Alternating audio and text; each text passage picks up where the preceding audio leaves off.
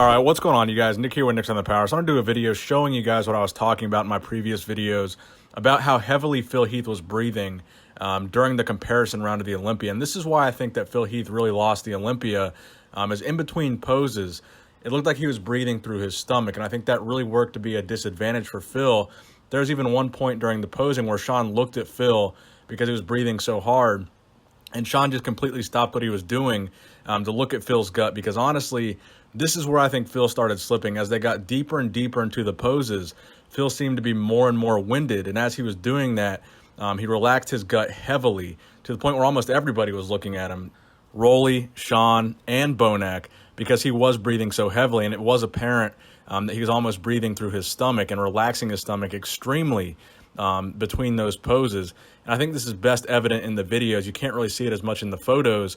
So when you look at the photos, it's kind of hard to see exactly why Phil lost. But I think this is a big factor in why he did, because it was extremely noticeable in between the poses. And while you're watching this abs and thighs here, Phil was the first one to stop holding the abs and thighs. He almost looked like he was in pain while he was holding it.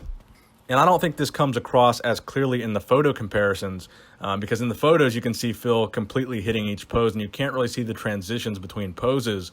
But in the transitions, you could definitely see the weak point for Phil, and I think that's why he lost. He had the biggest weak point on stage, which did happen to be his midsection. It was the same story as last year. And a lot of people will say, well, it's not about who has the best abs on stage, it's about who's the most complete bodybuilder. And I think even if you're a very complete bodybuilder like Phil Heath, when you have this big of a glaring weakness on stage, it's really going to hurt you. I mean, Phil arguably had the biggest weak point on stage in that midsection, and it really worked to his disadvantage there. So even though I feel like it wasn't as bad as it was last year, I still think the problem was definitely there.